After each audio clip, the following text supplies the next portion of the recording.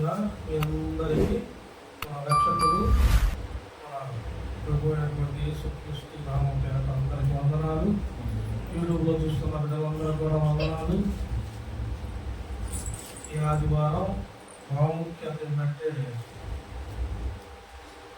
November నెల ఈ ఆదివారంతో ending. November నెల ఈ ఆదివారంతో రేపు డిసెంబర్ 1 ఫస్ట్ తారీఖు.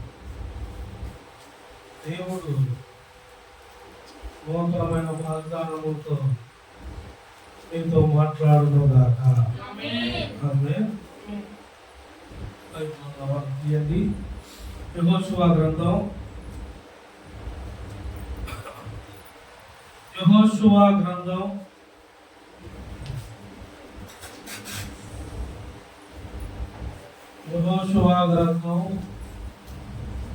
3వ అధ్యాయం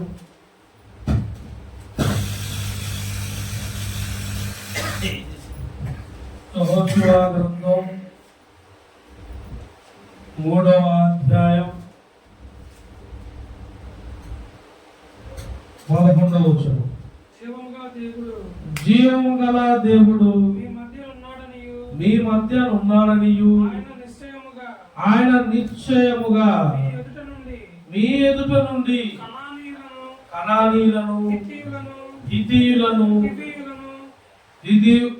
హివీయులను, పెరిజ్జీయులను, గిర్గాషీయులను, అమోరీయులను, యెబూసీయులను వెళ్ళగొట్టుననియు దీని వలన మీరు.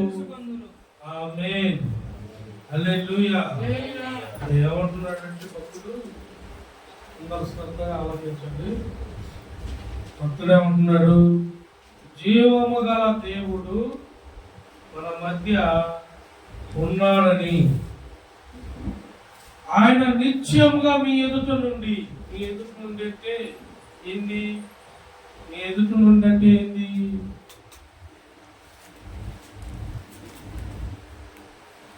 ఏదైతే మనల్ని ఇబ్బంది పెడుతుందో, ఏదైతే మన మీదకి శత్రువుగా అనుకుంటున్నామో, ఏదైతే మనల్ని అవరూపాలు చేయాలనుకుంటున్నారో, ఎవరైతే మనల్ని చిన్న చూపు చూస్తున్నారో, ఎవరైతే మనల్ని చిన్న చూపుతూ మాట్లాడుతూ నవ్వుతూ వెక్కిరిస్తూ ఇలా ఉంటున్నారో, వీళ్ళని ఒక్కొక్కరిని ఒక్కొక్క పేరుగా రాసిపించాడు. అమోరీయులు, పెరిజ్జీయులు, హివీయులు, హిత్తీయులు, గిర్గాషీయులు, అమోరీయులు, యెబూసీయులను ఎన్ని రకాల జాతులు, ఎన్ని రకాల వీళ్ళందరూ అంటే మనకి వ్యతిరేకంగా ఏదన్నా ఉంది అంటే అది ఏదైనా సరే వ్యతిరేకంగా ఉందనుకో, దాని గురించి మీరు చూడబాకండి. వ్యతిరేకంగా ఉంటే ఉంది, వ్యతిరేకంగా ఉన్న వాళ్ళు ఎప్పుడైనా సరే చూడబాకండి. అమోరీయులు, యెబూసీయులు, పెరిజ్జీయులు పేర్లు చెప్పాడు కానీ వాళ్ళందరూ ఎక్కడున్నారు? వాళ్ళందరూ ఉన్నారా? ఆనాడు ఆఖరి బంధంలో అమోరీయులు, యెబూసీయులు, పెరిజ్జీయులు ఆ పేర్లు చెప్పాడు. వీరందరూ మిమ్మల్ని హింసించారు, మీ మీద దోషములు చేశారు, మీ దగ్గర ఉన్న స్వాధీనాలు చేసుకున్నారు. కానీ నేను నిశ్చయంగా మీకు తోడై ఉన్నానని, మీ దేవుడునని మీరు తెలుసుకున్నట్లు నేను ఆకాశాన్ని భూమిని గజగజ మునికెత్తానంటల్లా ఎవరైతే మీకు అడ్డంగా మిమ్మల్ని ఎక్కిరిస్తూ, మిమ్మల్ని శోధనలో నడిపిస్తూ, మిమ్మల్ని నిందాపాలకు అప్పగించాలనో, లేదు మిమ్మల్ని చిన్న చూపు చూస్తున్నారో, లేదు నీ పనిలోనో ఉద్యోగాల్లోనో నీవు దేనిలో నలుగుతున్నావో, దేవుడు అంటున్నాడు వారు నిత్యముగా నీ యొద్ద నుండి వెళ్ళగొడతాను. హల్లెలూయా. నిశ్చయముగా వెళ్ళగొడతా. ఇది నేను నీ మధ్యలో ఉన్నానని చూపించుటకు నేను చేస్తున్నాను. అలా ఎలా చేస్తాడు? ఎలా చేస్తాడంటే భక్తులు ప్రార్థన ఆపలాలి. దేవుడి యొక్క నమ్మిక ఉంచారు కానీ నమ్మిక పోలవాలి. విశ్వాస పరిమాణం పెరుగుతుంది, విశ్వాస పరిమాణం తగ్గలేదు. విశ్వాస పరిమాణం పెరిగే కొద్ది ఏమైతే తెలుసా? దేవుడికి దగ్గర అయిపోతాను కానీ దేవుడికి దూరం. దేవుడికి దగ్గరగా అయ్యే వాళ్ళకి దేవుడు దగ్గర ఉంటాడు, వారికి దూరం ఉండదు. హల్లెలూయా. ఇర్మియా గ్రంథం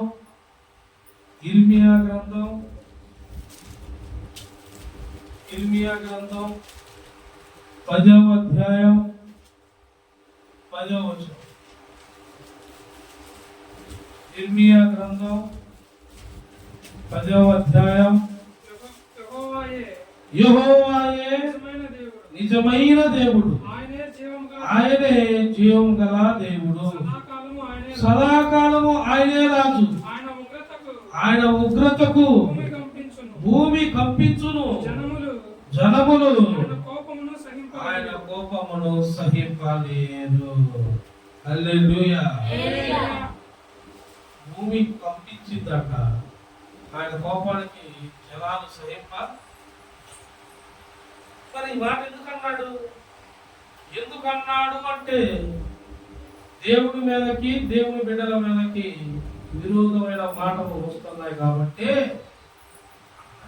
విరోధులు ఉన్నారు కాబట్టి, సాతాను ఉన్నాడు కాబట్టి, నీతో ఉన్న వాళ్ళు చుట్టుపక్కల వాళ్ళు అందరూ విరోధులుగా ఉంటారు. ఎవరు విరోధి ఉన్నా, ఎవరు ప్రేమగా ఉన్నా, ఎవరు అసలు ఉండకపోయినా నీ మీద గ్రహించవలసింది జీవము గల దేవుడు నీతో ఉన్నాడు. హల్లెలూయా. జీవము గల దేవుడు నీతో ఉన్నాడు. నీవు ఎలా ఉండాలి? నీవు యథార్థంగా ఉండాలి, నీవు యథార్థంలో ఉండాలి, నువ్వు కృప చూడాలి, దేవుని కృపను నువ్వు పొందాలి. దేవుని కృప పొందినప్పుడు భూమి కంపించిద్దాక. భూమి ఏమైంది?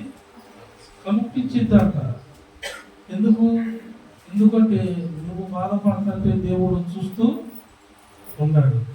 దేవుడు చూస్తూ ఉన్నవాడు కాదు ఆయన నేను నిశ్చయముగా మీతో ఉంటాను, మీలో ఉన్నాను, మీ మీదకి దాడి జరిగితే నేను చూస్తూ ఉన్నవాడిని కాదు.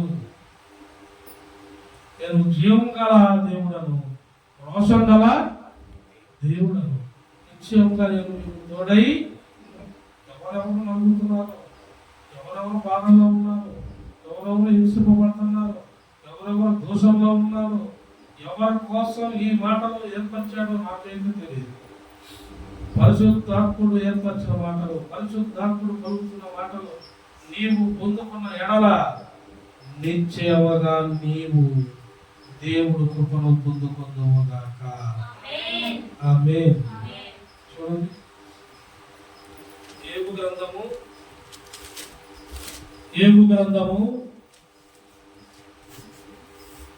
10వ అధ్యాయం. ఏబు గ్రంథము 10వ అధ్యాయం 12వ వచనం. ఏబు గ్రంథము 10:12. జీవమును అనుగ్రహించి నా ఎడల కృప చూపితివి, నీ సంరక్షణ చేత నా ఆత్మను కాపాడితివి. హల్లెలూయా.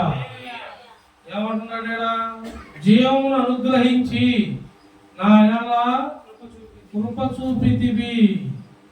జీవమును అనుగ్రహించాడట మనకి, మన ఎడల కృప చూపాడట. స్తోత్రం. చూడండి, జీవం గల దేవుడు ఆయన కృపను చూపాడు.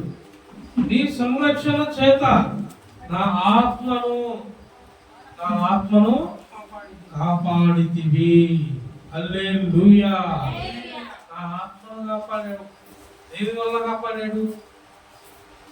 ఆత్మను దేని వల్ల కాపాడాడు? సంరక్షణ జరిగింది అన్నాడా లేదు? సంరక్షణ జరిగిందా? సంరక్షణ అంటే ఏంటి? సంరక్షణ అంటే నీకు రక్షణ పొందటం. నువ్వు రక్షణ పొందావా? రక్షణ పొందని వాళ్ళు ఉంటే రక్షణ పొందండి. నీవు రక్షణ పొందాలి, బాప్తిసం పొందాలి, దేవుడు కృపను తెలుసుకోవాలి, దేవుడు కృపలతో నింపబడాలి. దేవుడు కృప లేకుండా, ఆయన రక్షణ లేకుండా అన్యులాగా తెలియని వారులాగా ఏదో దేవా మాకు ఈ కార్యం చేయి, దేవా మాకు ఇది, దేవా మాకు ఇది అని పిచ్చి ప్రాంతం చెప్పకండి. ఆయన దేవుడు, ఆయన దేవుడు అండి. మీరు అనుకుంటున్నట్టు ఆయన ఏదో మీరు ఏమనుకుంటున్నారో.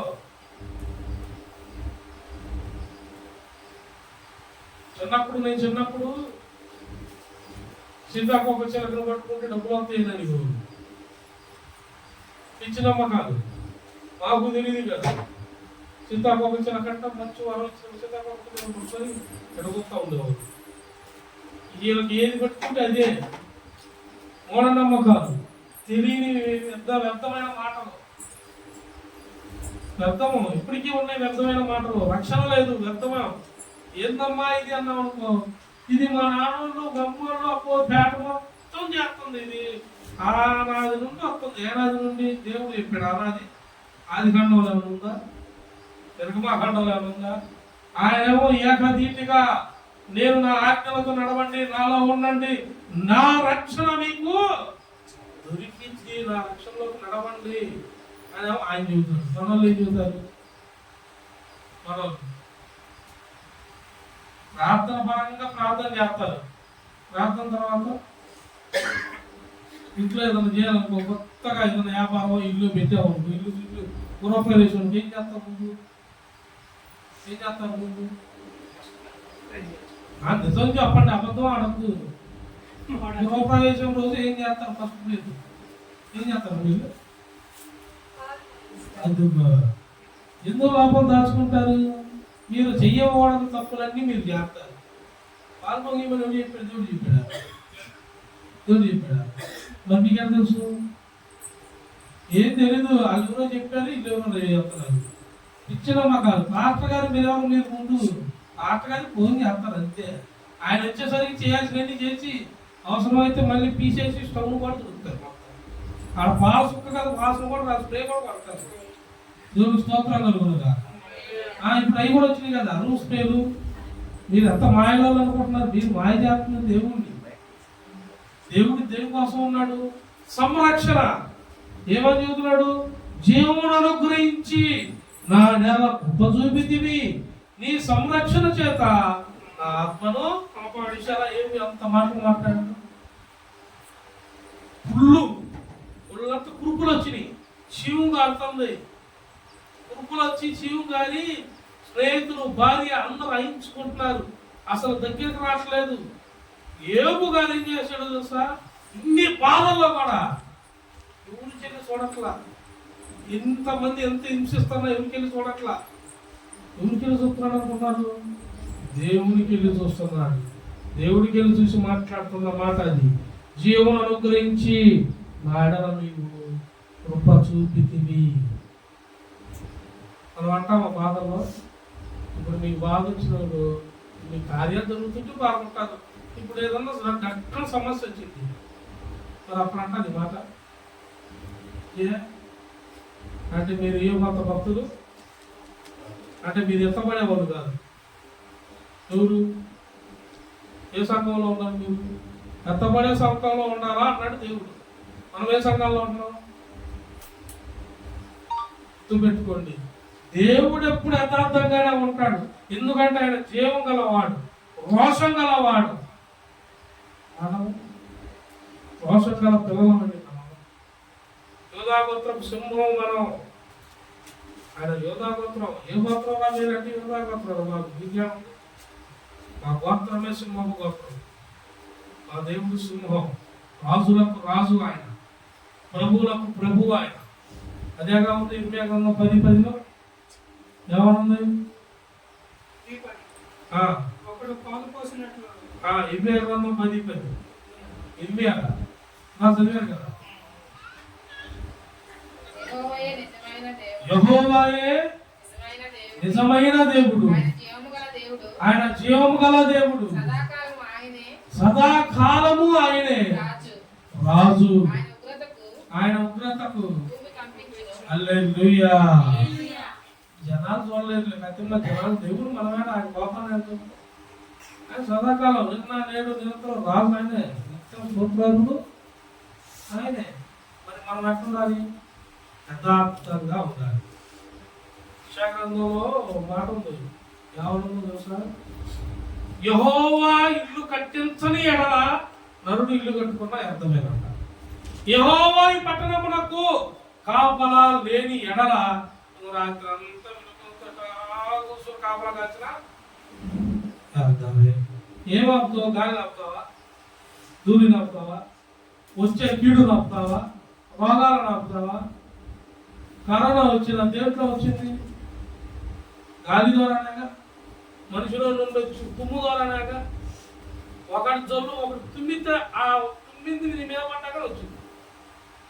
ఒకటి శ్వాస నువ్వు చేసినా కానీ మరి నువ్వు దేంట్లో అవుతావు చెప్పు? కూర్చొని రాత్రి అంతా సెక్యూరిటీ, ఏ సెక్యూరిటీ కట్టుకుంటావు? ఏ నమ్మకం సంరక్షణ చేసుకుంటావు?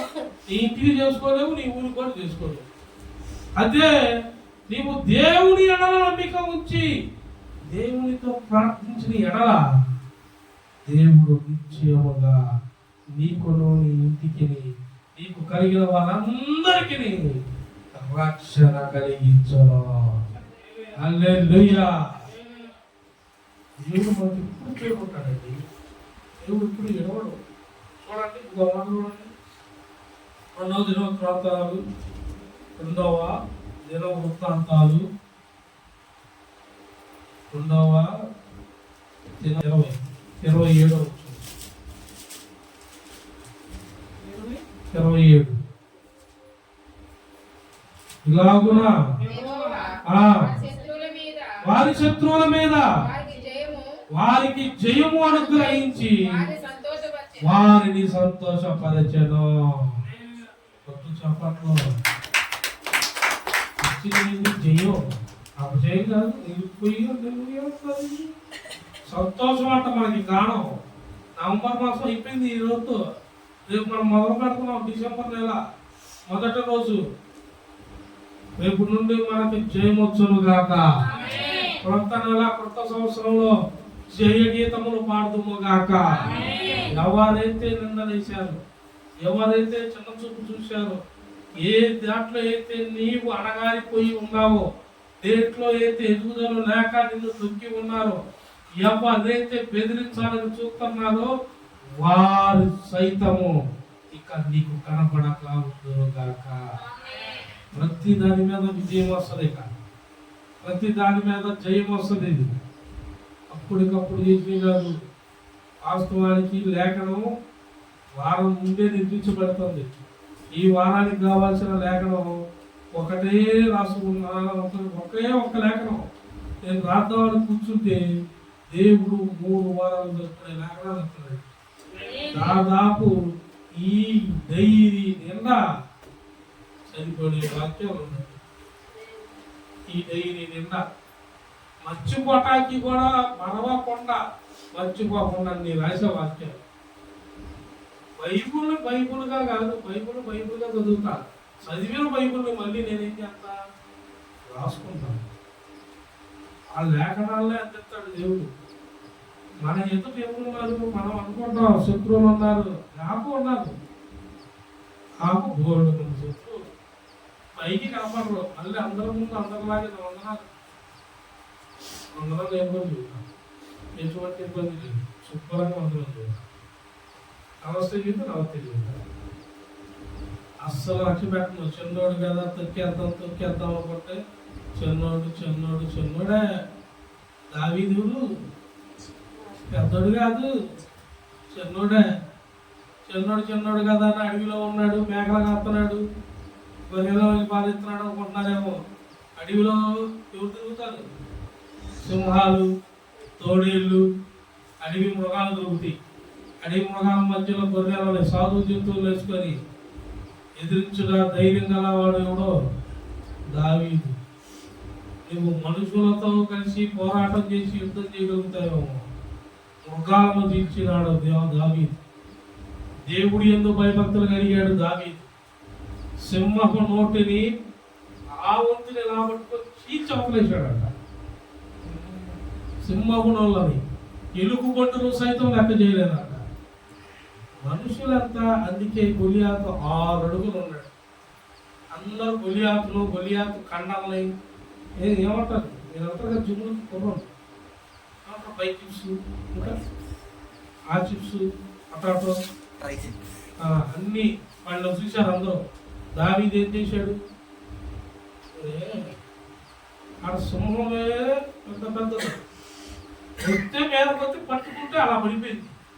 ఎంత నా దేవుడు కృప నాకు, నేను దేవుడిని నమ్మా, దేవుడితో నడుస్తున్నా అన్నాడు. అందరూ చుట్టూరు చూస్తుంటే దావీదు లోపలికి వెళ్ళిపోయాడు. ఒడిశా ఒక రాయి తీసుకుని వెళ్ళాడు. గుర్తుందా? ఒకప్పుడు పెట్లు కొట్టేవాళ్ళు వాటితో కేలం కొట్టాడు. హల్లెలూయా. ఎప్పుడు చేశాడు దావీదు? ఆ ఒక్క ఒడిశతో ఒక్క చిన్న రాయితో 6 అడుగులు ఉన్న శత్రువు నేల పెరిగాడు.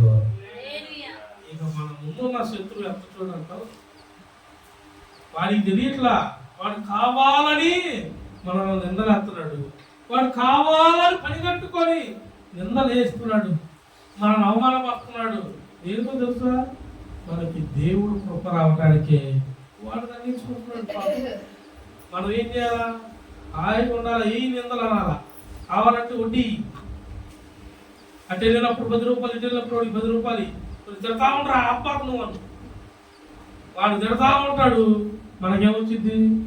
దేవుని కృప. ఆ కృప దొరికినప్పుడు వాడు ఉండడు. ఆయన తిట్టడానికి ప్రేరేపించిన సాతాను గాడు దేవుడు నిశ్చయముగా మనకి తోడుగా ఉండును గాక. ఆమేన్. ద్వితీయోపదేశకాండం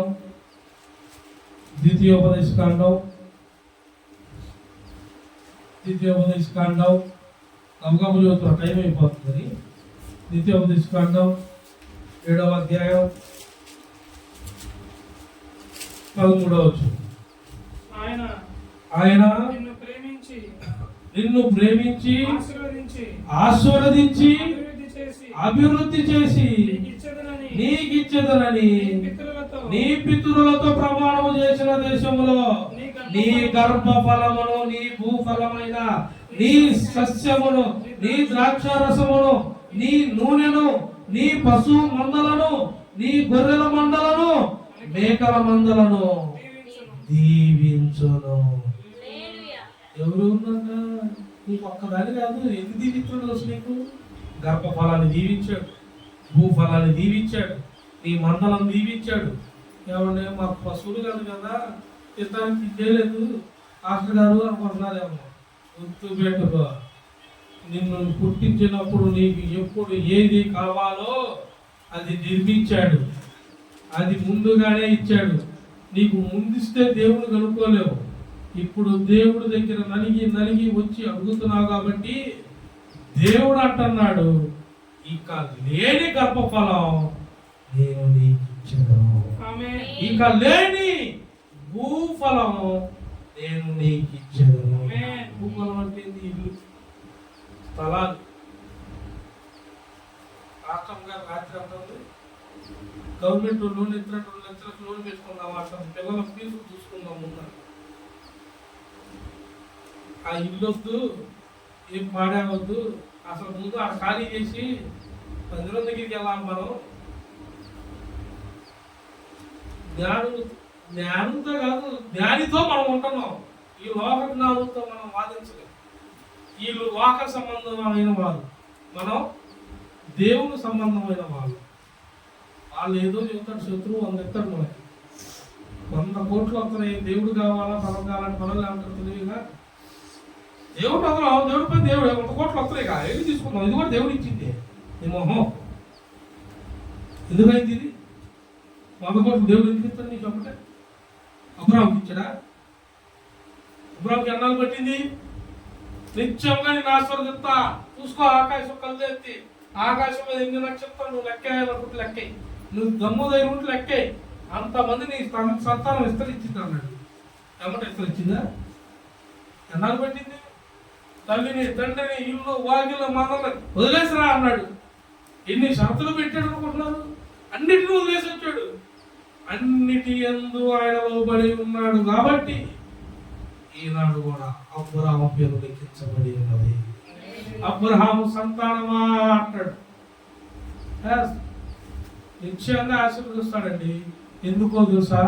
మనలో తగ్గింపు స్వభావం ఉంటుంది, మనలో తొందరపాటు ఉండదు. దేవుడు కార్యం చేస్తాడు అంతే. ఇవాళ చేస్తాడా, రేపు చేస్తాడా, ఈ సోదిగా చెప్పి సోది చెప్పే వాళ్ళు విన్నారా? నేను చిన్నప్పుడు మా ఇళ్ళకాడికి ఇళ్ళకాడికి వచ్చేవాళ్ళు, నేనేం చూసేవాడిని. సోది చెప్పే వాళ్ళ కాడికి వెళ్ళి మా అమ్మమ్మలు ఆ పక్కన వాళ్ళు కూర్చొని సోది ఆలోచించేవాళ్ళు, మా దగ్గర కూర్చునేవాళ్ళు. పిడిగిరాలు పోయినప్పుడు పిడిగిరాల్లో మా నాయనమ్మ దగ్గర కూడా అంతే, బాపురం అప్పుడు అమ్మ అంతే తెలియదు కూర్చునే. నేను ఎన్ని చూస్తా ఉన్నాను, లేదు చూస్తాను. ఆమెమో టింగ్ టింగ్ టింగ్ టింగ్ అని మోగించి, ఓ ఈ దిక్కులు ఉన్నాడు అనగానే, ఆ దిక్కులు ఎందుకున్నాడంట, ఎప్పుడు వస్తాడు చెప్పు, ఏమో టెన్షన్ ఆమె చెప్పనేది ఏమో అడగద్ది, అది కూడా టెన్షన్ నాకు. అసలు అట్టెందుకు వెళ్ళాడు? ఇక్కడ మేము అల్లాడిపోతుంటే ఆమె ఏం చేసింది? అల్లాడితే టెన్షన్. ఆమెకి ఇచ్చేది రూపాయి, ఆమెను అడిగేదే 100. ఊరకొస్తుంది కదా. మానుకోండి, ఎన్ని ఇట్లాంటి మానుకోండి, బయటికి రండి. కోర్పు ఉండాలి, నెమ్మది ఉండాలి, దేవుడి యందు భయభక్తులు కలిగి ఉండాలి. ఉన్నప్పుడు దేవుడి కృప నీకు దొరికింది. హల్లెలూయా. దేవుడి కృపను దొరకకుండా నువ్వు ఎన్ని చేసినా కానీ వదిలే. ఎన్ని చేసినా మీ ఇంట్లో మందిరం పెట్టాను ఉందా మీకు? ఉందా? మెలకి పెట్టగానే ఏమన్నా ఎమ్మట జరిగింది మిరాకిల్స్. ఎందుకు ఆలోచిస్తాడు ఆయన? ఇద్దాములే, నా దాసుడు ప్రార్థన చేస్తున్నాడు, నా దాసుడు విజ్ఞాపన చేస్తున్నాడు, ఇద్దాములే అని దేవుడు చెబుతాడు. వీళ్ళు కనిపెడతాడు, వీళ్ళందరూ కనిపెడతాడు. వీళ్ళు కరెక్ట్గా ఉంటారా, ఉండగలరా చూస్తాడు. ఆ కొద్ది రోజుల తర్వాత దేవుడు కార్యం చేసాడు. టైంలో ఏదో వినండి, శ్రద్ధగా వినండి. కార్యం చేశాడు. కార్యం చేయక ముందే నేను చెప్పాను, అత్త కార్యం అయితే జరిగింది. కరెక్ట్గా దశం భాగం కడగాని దేనికి కడగానే నువ్వు వెనకాడద్దు, ఇదిగో ఎంతకి ఎంత అన్న. ఆ రోజు అన్నీ ఇనింది, అలాగే అయ్యా అంది, అన్నాను లేదా అనింది ఆమె. అందులో అన్నీ ఇనింది. నేను స్పష్టంగా చూసినప్పుడు బ్యాంక్ కాడ వాళ్ళు కూర్చొని డబ్బులు రెడీ పట్టుకొని ఫోన్ చేయాలి. నీకు వాళ్ళ బ్యాంక్ డబ్బులు పట్టుకున్నారు, నీకు ఫోన్ వచ్చిందన్న ఏడే. నేను చెప్పానో లేదో తర్వాత ఫోన్ వచ్చింది, వెళ్ళిపోయింది కూడా. ఏంటి ఆ మందిరం వీళ్ళంతా ప్రార్థన కూడా చేయడం వాళ్ళు అలా వెళ్ళిపోయింది.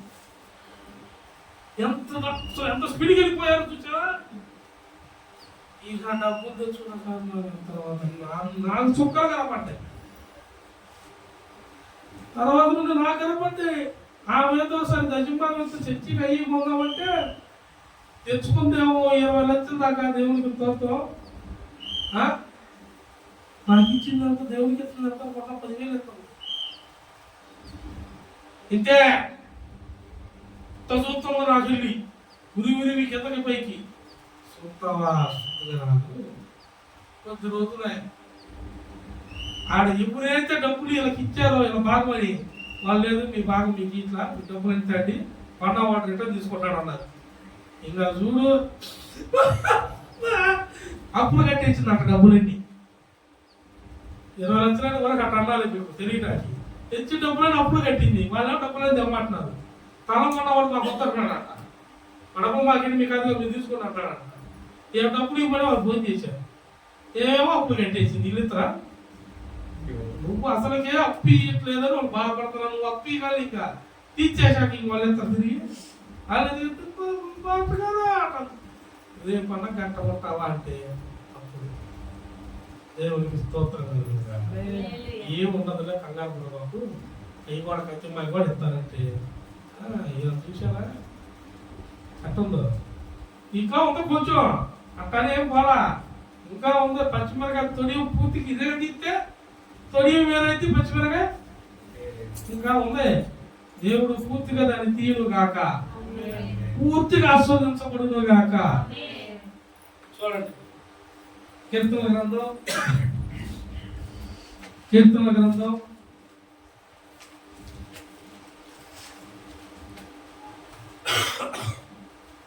92వ కీర్తన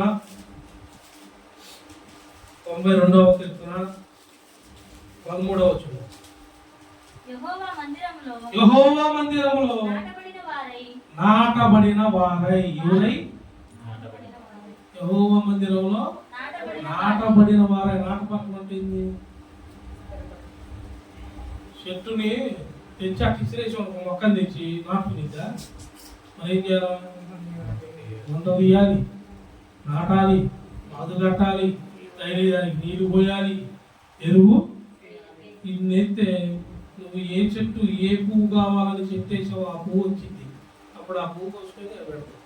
లేకపోతే మన వాళ్ళు పువ్వు కనుక లేట్ అయింది అనుకో, చెట్టు నమ్మి నుండి ఇప్పుడు కడపడిన వాళ్ళని చెట్టును కూడా పీకి ఏరు కూడా లేకుండా తీసేస్తాం. అంత మోసం చేశారు అనుకుంటున్నా. 250 పెట్టుకున్నాను ఈ చెట్టుని.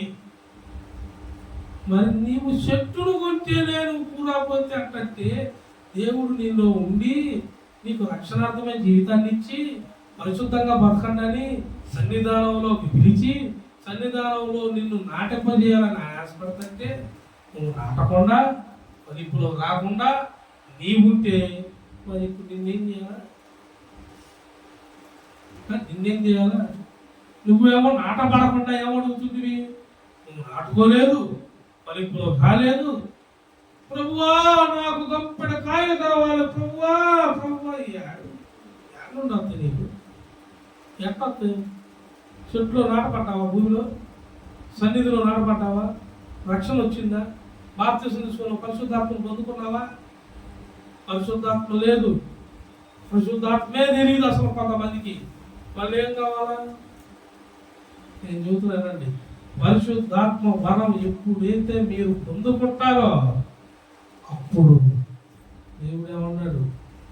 నీవు అడగని గర్భఫలాన్ని, భూఫలాన్ని నువ్వు ఏదైతే లేదంటున్నావో అది నిత్యంగా నీకు వచ్చును గాక, అది నీవు పొందుకొందువు గాక. ఆమేన్. చదువు పూర్తి చదువు. యెహోవా మందిరములో నాటబడిన వారై వారు మన దేవుని ఆవరణములో వర్ధిల్లుదురు. హల్లెలూయా. ఇప్పుడు వర్ధిల్లటం అంటే చాలా ఉంటుంది మెసేజ్. మళ్ళీ టైం అయితే అయిపోయింది. వర్ధిల్లుట దాని గురించి తర్వాత చెప్పుకున్నాం. ప్రజెంట్ నాటపడటం కావాలి మనకి. మీకు నాటపడటం వదిలేసి వర్ధిల్లుట చెప్తే మీరు నాటపడటం మానేస్తారు. ఇక పాస్టర్ గారి నోటి నుండి ఏమొచ్చింది? దీవెన. దీవెన గురించే ప్రార్థన చేస్తారు. నాటపడేది అసలు మందిరంలో ముందు ఏం చేయాలా? నాటపడటం. దేవుడి దగ్గర నాటపడాలంటే భయము కావాలి, భక్తి. ఈ భయము భక్తి ఉన్న వాడికి నీతి ఉంటుంది, యథార్థత. నీతి యథార్థత కావాలంటే నీవు దేవుడికి భయపడాలి. తల్లిదండ్రికి భయపడ్డ పిల్లల్లో ఏముంటుంది? ఎట్లుంటారు తెలుసు? తల్లిదండ్రికి భయపడ్డ పిల్లలు క్రమశిక్షణగా భయం భక్తి లేనాడు ఏముంటుంది? తల్లిని కూడా తండ్రిని కూడా అసలు ఎప్పుడు లెక్క చేయడు. లెక్క చేస్తారా? ఇలా చూసారా? చాలా మంది ఆడపిల్లలు మగపిల్లలు అదే ఆడపిల్లలు కూడా ట్రెండింగ్ అంటున్నారు. అదేమంటే జీన్ ప్యాంటు చట్టేస్తున్నారు. బైబిల్లో ఏమన్నా తెలుసు? కొత్త నిబంధనలో మగవాణి వేషధారణ ఆడవారు వేయకూడదు. మీరేం చేస్తున్నారు? ఇప్పుడు ట్రెండింగ్ అండి. పిల్లలు పెద్దలు కూడా ఏం చెప్తారు తెలుసా? పిల్లలు చెప్పలేక మేము అడిగాం అనుకో, అందరూ ఆడుతున్నారు కదా, దేవుడు ఏం పట్టించుకుంటారు? వదిలేయండి మీరు డాక్టర్ గారు, మేము వదిలేస్తాం. మాకేమైంది? బైబిల్లో ఉన్నా చెబుతాం, వదిలేస్తాం. మరి దేవుడు రేపు నువ్వు లెక్క చెప్పాలి. నేను దీవిచ్చాక నీ పిల్లలను ఎట్ట పెంచామని అడుగుతాడు. ఏం చెబుతా? అందుకే నేను యవనస్తులకి అందరూ చెప్పేది, దేవుడికి లోపడటం అంటే నువ్వు తల్లిదండ్రులకు లోపడతావు. దేవుడి ఏదో భయభక్తులు కలిగి ఉన్నావంటే తల్లిదండ్రులకు భయభక్తి కలిగి ఉంటావు. భయభక్తులు కలిగిన స్త్రీ ఎలా ఉంటుందో తెలుసా? జ్ఞానముతో తన ఇల్లును కట్టుకునిద్దంట. ఎంతో జ్ఞానంతో. జ్ఞానం ఏమంటుంది? దేవుని దగ్గర మీరు నన్ను అడగండి, నేను జ్ఞానం ఇస్తాను అని. అందుకే సామెతల గ్రంథం బాగా చదవండి చెప్పారు. మీరు యవనస్తులు, పెళ్ళైన కొత్త వాళ్ళు అందరూ ఎక్కువగా దేన్ని ధ్యానించాలంటే సామెతల గ్రంథం చదవండి. సామెతల గ్రంథం చదివితే నడవడికి తెలిసింది, మీ జీవిత విధానం తెలిసింది, భార్యాభర్త ఎలా ఉండాలో తెలిసింది, తల్లిదండ్రులకు ఎలా లోపడాలో తెలిసింది. మీరు నడవడిక మీ వస్త్రధారణ కానీ మొత్తం ఉంటాయి. మీకు ఏదంటే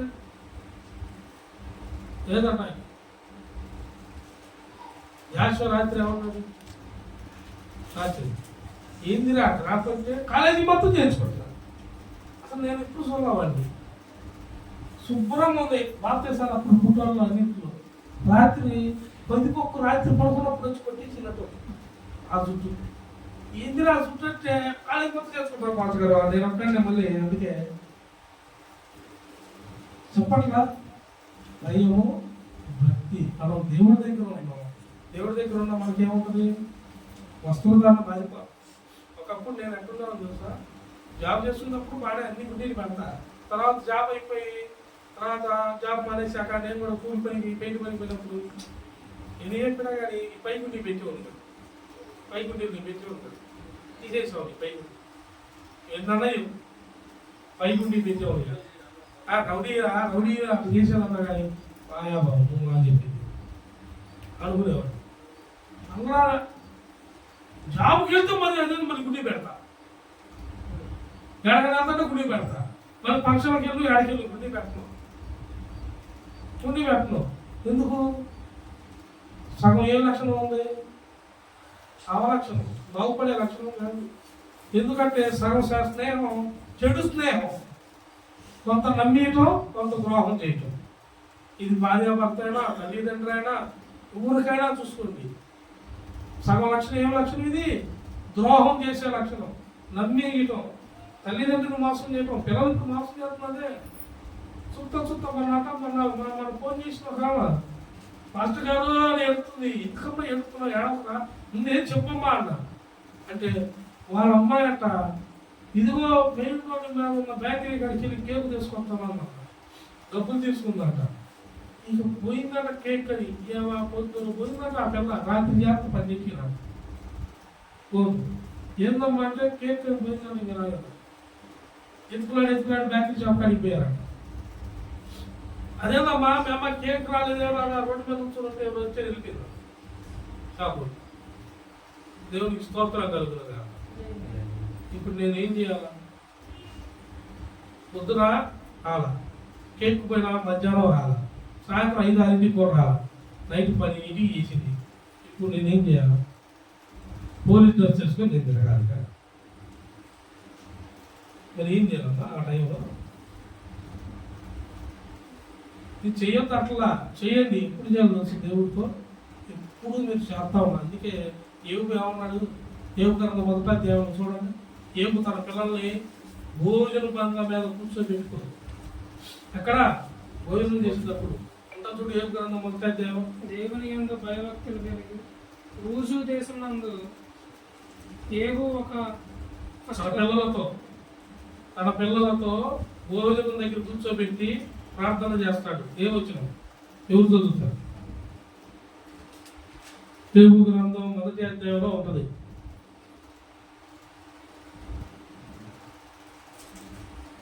నాలుగో వచనం.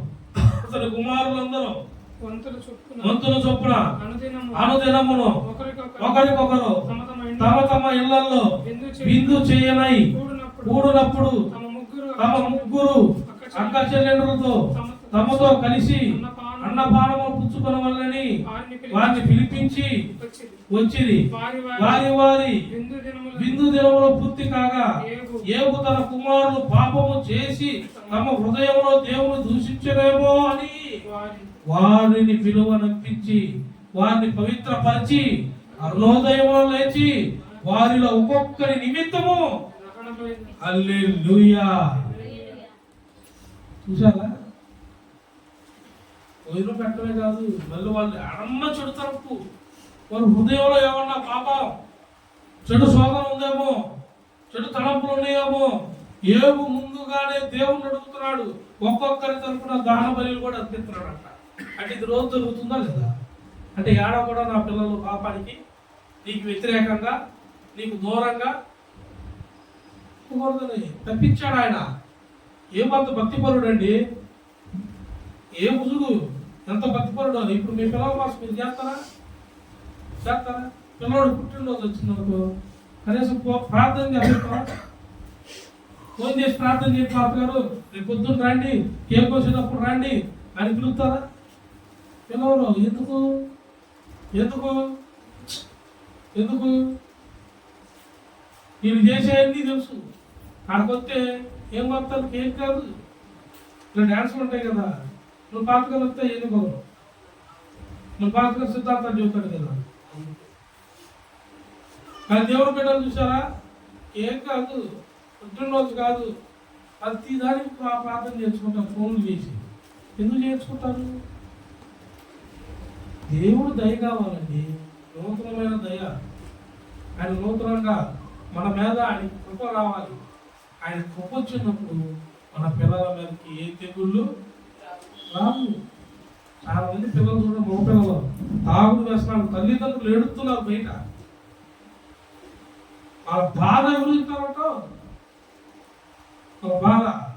వాటి తాగొచ్చి పడిపోయి నోట్ల అమ్మడి తిరుగుతా నవ్వులు పాలవుతా ఊరందరూ కలిసి నవ్వుతున్నారని ఇట్లా ఎన్ని రకాలుగా ఎంతమంది పిల్లల గురించి బాధపడుతున్నారు. అట్లా చూసిన అప్పుడైనా యువతల తల్లులు బాగుపడుతున్నారా? ముందుగానే శ్రద్ధగా భయభక్తులు కలిగి ప్రాంతాలకు పిల్లలను నడిపిస్తున్నారా? యథార్థమైన జీవితంలోకి నడిపిస్తున్నారా? పరిశుద్ధాత్మతో నింపబడటానికి అసలు ఆ సావాసంలోకి నడిపిస్తున్నారా? పిల్లడు అంతే, అక్కడ నీ పిల్లల సంగతి చూసుకుంటా. నువ్వన్నా జ్ఞానం వచ్చిందా? అవతలవాడు దెబ్బలు పడ్డప్పుడు యువతలోడికి ఏమి రావా? బుద్ధి కలగా. ఇద్దరు స్నేహితులు కలిసి బజార్ వెళ్ళారంట. ఇద్దరు స్నేహితులు కలిసి 2 బండ్లు వేసుకొని బజార్ వెళ్ళారంట. ఒక బండివాడు నీట్గా సక్రమంగా బండిని నడుపుతున్నాడంట. రెండో వాడు కింద కొనుకబెట్టి పైకి పెట్టి అడిపి నీకు పెట్టి అవుతున్నాడు బండిని. అదే అట్లా ఎత్తిపోగా పడతావాడంటే నేర్చుకో నువ్వు అన్నాడంట వాడు. ఇది ఏం భయం వేస్తున్నాడు వాడు తిప్పేది. ఇప్పటికి సౌండ్ వస్తున్నాడు బండి. వాడు అట్ట పోయి ముందుగా బైక్ లేపాడంటే కనపడ్డాడు. ఈ ఏమొచ్చింది యువతలోడికి? వీడు అసలకే మెలికలు కాదు కదా, సక్రంగా పోతున్నాడు. వీడు ఇప్పుడు అది వాడు పట్టం చూసి ఈయన రెండోసారి మెలిక కాదు కదా, అసలు ఆలోచన వచ్చిందే. వాడు పడ్డా రీతిని చూసి వీడి దడ వచ్చింది. ఇంకెప్పుడు పోతాడు? అపని చేస్తారు కదా, చేస్తారా? చేయరు. మరి మనం నశించిపోతున్న ఆత్మలు ఎన్నో ఉన్నాయి. నశించిపోతున్న ఆత్మలో ఎన్నో ఉన్నాయి. యూదా పత్రికలు ఏమైనా ఉన్నాయి? యూదా పత్రిక 1వ అధ్యాయం ఉంటుంది. యూదా 23వ వచనంలో మాట ఏమనుకుంటారు? యూదా పత్రిక 23వ వచనం. అధ్యాయం గడపకుండా 1వ అధ్యాయం ఉంటుంది. అగ్నిలో నుండి లాగినట్టు కొందరినైనా మీరు రక్షించుడి. శరీర సంబంధమైన వారి అపవిత్రత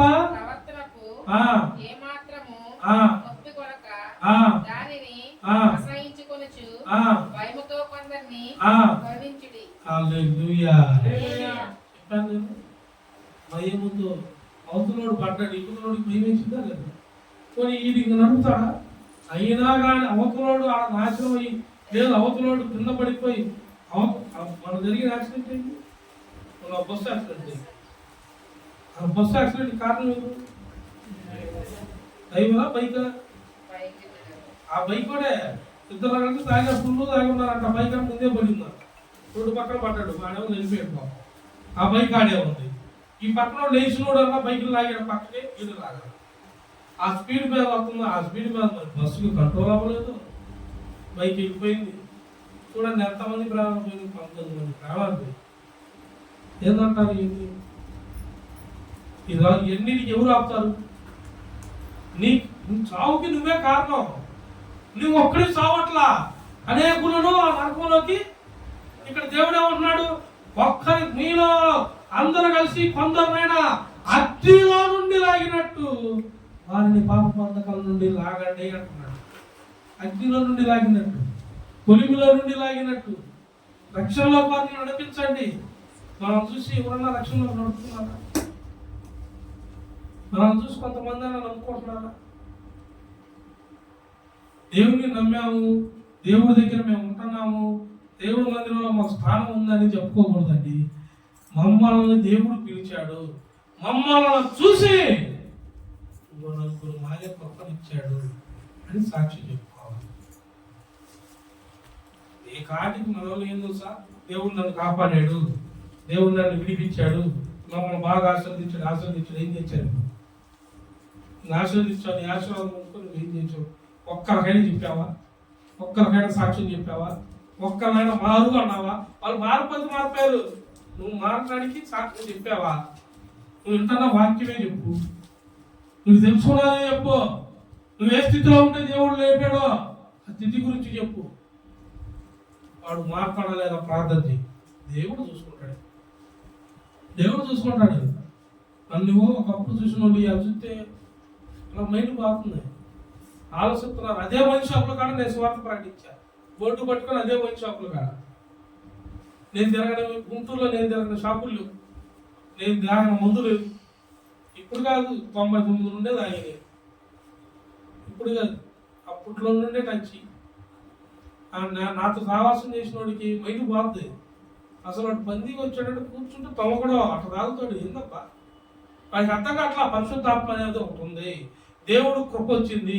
ఆ పరిశుద్ధాత్మ మన మీదకి వచ్చినప్పుడు మనలో ఏ చెడైతే ఉంటుందో అది ఇక కనపడదు. నువ్వు అడగట్లా, నేను అడిగా. నువ్వు పొందుకోట్లా, నేను పొందుకున్నా. నువ్వు ముందుకు రావట్లా, నేను ముందుకు రావటం కాదు, దూకేశా. సముద్రాన్ని చూపించి ఏం చేస్తావు రా అన్నాడు. ఏం చేస్తావు దేవా అన్న. సముద్రం లోపల ఉన్నాను రా అన్నాడు. ఎక్క నిమిషం కూడా చూడాల, ఎగ్గిరి అవతల దూకే. ఇప్పుడు జనాలకు కొంతమందికి ఏం అర్థం కావట్లా. అసలు ఇది ఎప్పుడు రక్షణ పొందాడు, ఎప్పుడు బాప్తిసం పొందాడు, ఎప్పుడు బాప్తిసం తీసుకుని, ఎప్పుడు ప్రాక్టీస్ చేశాడు, ఎప్పుడు అసలు ఏంటంటే ఎట్లా తిరిగింది వాడికి ఏం తెలుసు, తిరిగేవాడికి నాకు తెలుసు. నైట్ 2:00 బయలుదేరేవాడిని నిజాంపట్నం. నైట్ చలి లేదు, మంచు లేదు నాకు. ఆ రోడ్లు ఎప్పుడన్నా చూశారు మీరు? నిజాంపట్నం రోడ్లు ఆ పక్కన వచ్చాడు మా ఊళ్ళో వచ్చాడు, తీసుకెళ్ళారు. నేను ఏ దారులు ప్రయాణం చేస్తున్నానో చూశారు. భయం మునుగొస్తుంది మీకు. అట్టడివిల్లో తిరిగా ఒక్కడనే అర్ధరాత్రిలో మళ్ళీ వచ్చేవాడిని ఇంటికి. ఎందుకు? పిల్లలు ఉన్నారు ఇంట్లో, నేను పిల్లలు అక్కడ ఉంటుంది. హైదరాబాద్లో ఉంది తను. ఎట్ట చేశాను అంటున్నారు, ఎట్ట దొరికింది అంటున్నారు. ఏముండదు, సముద్రం లేదు, కాలం లేదు, ఏం లేదు. వెళ్ళిపోయేవాడిని, మళ్ళీ ఆడ అటెండ్ అయ్యేవాడిని, టయానికి అక్కడ చూసుకునేవాడిని. ఆడ అర్ధరాత్రి బయలుదేరతా. పావులు ఉంటాయి ఇట్లాంటి నాకు అసలు లెక్క కూడా చేయను. రోజు పలకలు రేపు అసలు నైట్ సాయంత్రం 7 అంత 10:30 అవుతుందా? మినిమం 7, 10:30 కంటే పోతుంది ఎక్కువే. 11 ఆ టైం మళ్ళీ ఇదే రోడ్డు పోతా. తురకపాలు ఇదే రోడ్డు, నైట్ ఇదే రోడ్డును పోతా. మళ్ళీ ఆ పొలాలమ్మట ప్రార్థన చేస్తా పోతా. ఆ రోడ్డు అంతా ప్రార్థన చేస్తా పోతా. ఇప్పుడు గుర్తు పెట్టుకోండి, దేవుడు ఏమంటున్నాడు? నేను జీవం గల దేవుణ్ణి, నేను మోసం గల దేవుణ్ణి, నేను మీతో ఉన్నాను, మీరు గ్రహించండి, మీరు నా సన్నిధిలో నాటబడండి. నాటబడిన మీకేమొచ్చింది? జీవం వచ్చింది, పరిశుద్ధాత్మ దొరికింది. ఈ పరిశుద్ధాత్మ దొరకాలనే నీ గర్భఫలం నీకు వచ్చింది, నీ భూఫలం నీకు వచ్చింది. నీకు ఏది కావాలో ఆయన ఆల్రెడీ రాసి పెట్టాడు. మొత్తం మీ అందరూ పొందుగాక. దేవుడు కృపతో నింపబడుదుముగాక. పరిశుద్ధాత్మను కొరత లేకుండా పొందుకుందురుగాక. నిశ్చయముగా ఇది మొదలుకొని దేవుడు డిసెంబర్ నెల మనల్ని బహుగా దీవించునుగాక. ప్రార్థన చేసుకుందాం.